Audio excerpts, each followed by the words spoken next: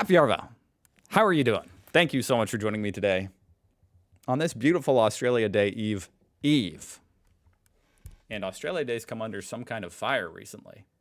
I mean, maybe it's been under fire and maybe it's just boiling over now with Woolworths boycotting it, or, well, people are boycotting Woolworths because they're boycotting Australia Day. It got me thinking, I don't really actually know that much about Australia Day. So I found this video by ClickView. I just spit on my screen. I apologize if you could see that come out of my mouth. Anyway, ClickView. I like that name for a YouTube channel. Straightforward. You click it, you view it. They're tantalizingly close to 100,000 subscribers. Oh, I was hoping I'd get them to 99. Go check out their channel, link down below. Understanding Australia Day, that's exactly what I need to do. Hopefully this sheds some kind of light on, why it's controversial or something. At least gives me an understanding of the history. I'm looking forward to it. Aboriginal and Torres Strait Islander viewers are advised this video contains images of people who have died.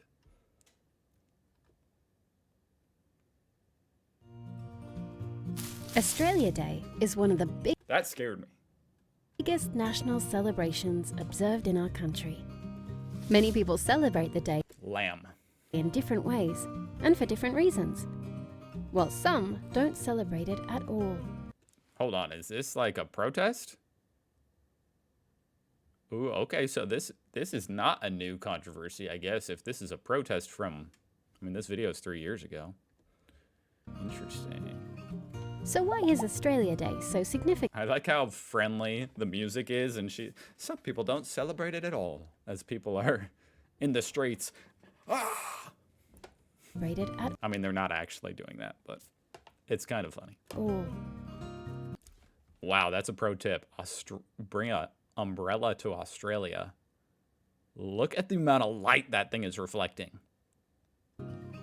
So why is Australia Day so That's me. I'm that kangaroo. significant? And what does it actually commemorate? To understand Australia Day, we need to go back in history and look at what happened in the year 1770, when Captain James Cook and his crew landed at Botany Bay in Australia, after sailing from their home in Great Britain. How did they end up on that side? In Australia, I guess they took the long way. after sailing from their home in Great Britain. After I'm trying to think of the geography of the map, and I'm like, wait, what would be maybe if you go up and around, I don't know. arriving, Captain Cook sailed the east coast of Australia and drew the first map of New South Wales to take home to Britain. This would I love that his name is Captain Hook. Cook. It just reminds me of Captain Hook. pave the way for further British interest. I'm sorry, let me... Cook sailed the east coast of Australia and drew the first map of New South Wales to take home to Britain. This would pave the way for further British interest in the country we know today. 18 years later, in 1788, Captain Arthur Phillip and his crew, who were on board the First Fleet, sailed into Port Jackson. The fleet was made up of 11 ships, who travelled from Britain to Australia to start a new British colony.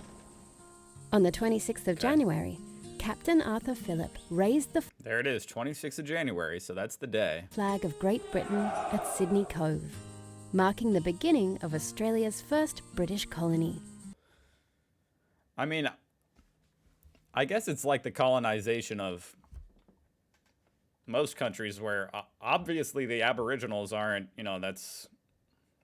I can see how there's some tension. That is why Australia Day occurs on this date every year, and people celebrate it because it marks the beginning of modern Australia. However, before Captain Cook or Captain Phillip set foot in Australia, a thriving Indigenous population had already occupied the land for more than 60,000 years.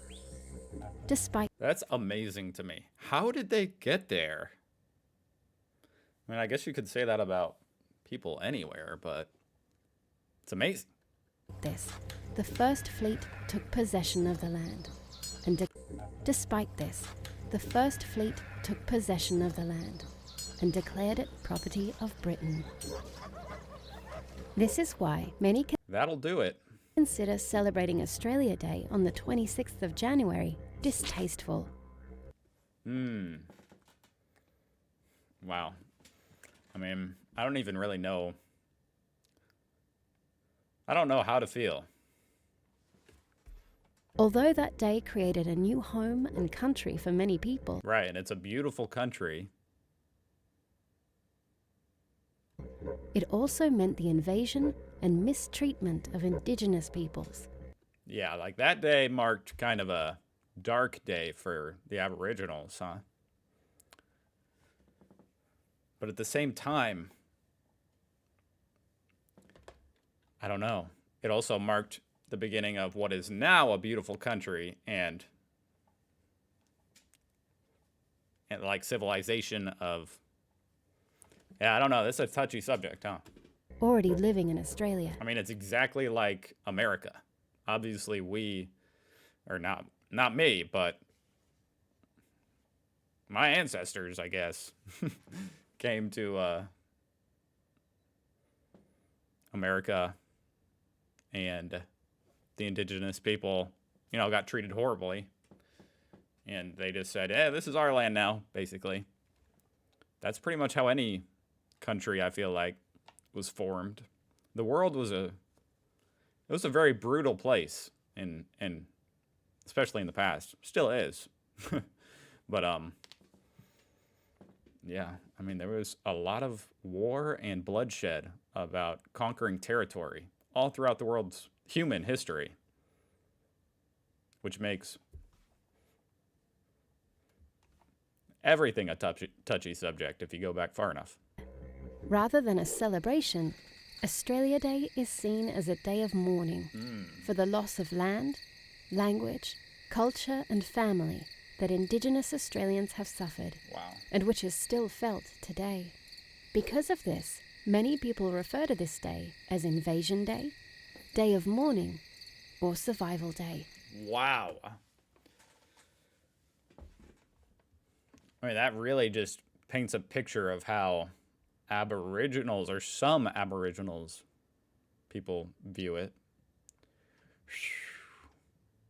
Invasion Day, Day of Mourning. Damn. Over time, the reason for celebrating Australia Day has changed. You know, it's kind of, I'm actually surprised this video went it took that angle. It kind of explained exactly what I was wondering, so I'm happy about that.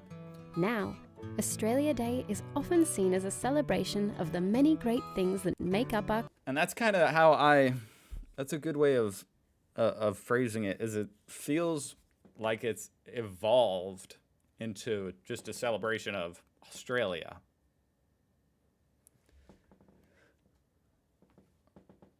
country. Unique landscapes, cultural diversity, shared traditions. Cricket on the beach. I didn't know people played cricket on the beach. Wait, that's cricket. Yeah, that's cricket. Those are the wickets. I want to make sure I'm not just being an idiot. And our friendships and families. It's also seen as a day to commemorate our rich Indigenous cultures. What does Australia Day mean to you? Man, I don't even know anymore. Whew. That is I understand all the viewpoints now. You know what I mean? Like, it's hard to...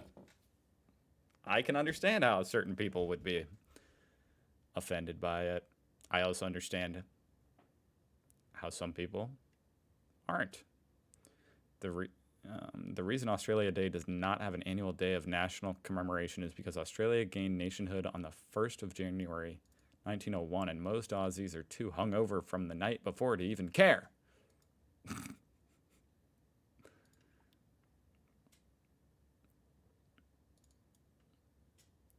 I thought the annual day of national commemoration was Australia Day. I don't know what this comment means.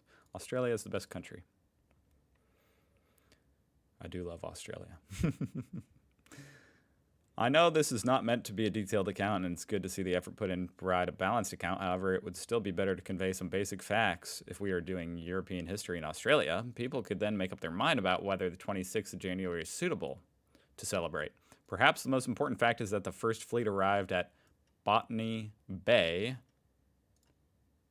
Oh boy, this is a long comment.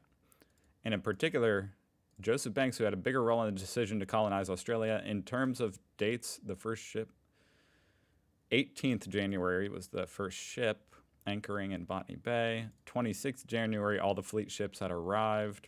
21st of January, Captain Arthur heads north and arrives in Port Jackson. The first fleet was relocated to Sydney Cove between 25 and 26 January. So happy relocation day. On shore, the 26th of January was a quiet day as most convicts were still on board their respective transport ships.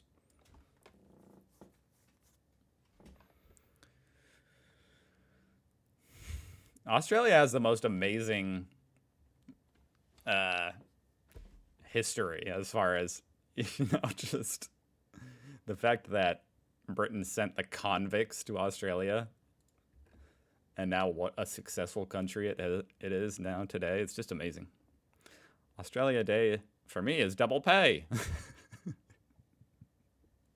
There you go. Celebrate the double pay. Australia Day should be a celebration of all Australians, including Indigenous Australians. And I think that most Australians would agree.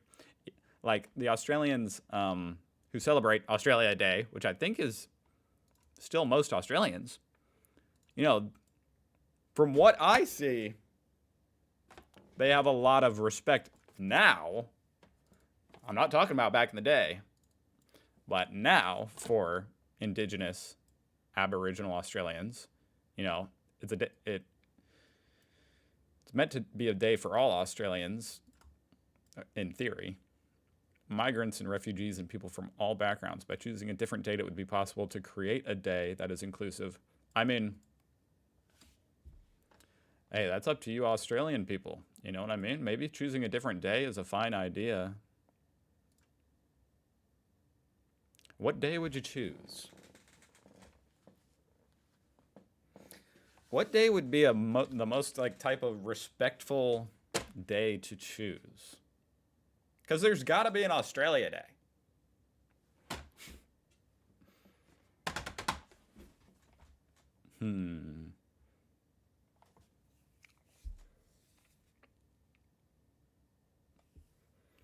Oh, this guy has an idea. Why not 3rd of March, the date when the UK could no longer legislate for Australia? And the Privy Council in London was no longer the highest court of appeal. It's not a bad idea. Where Australia basically became independent. You know what I mean? Effectively, Australia's Independence Day. It's not a bad idea. I like that. You know what I mean? The day when... Although, I mean, it's kind of a little bit different than American Independence Day because... America has a little bit of a different history with Britain. You guys didn't go to war. That I know of. Anyway, I am now more confused than ever. Well, I'm not confused. I don't know. I'm really curious what you guys think.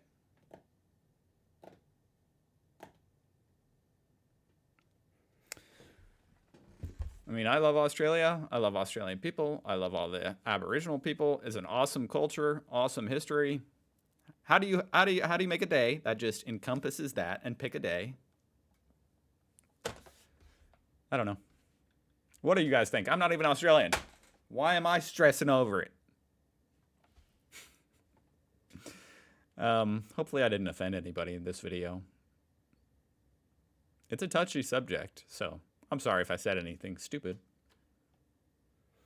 I'll see you guys tomorrow.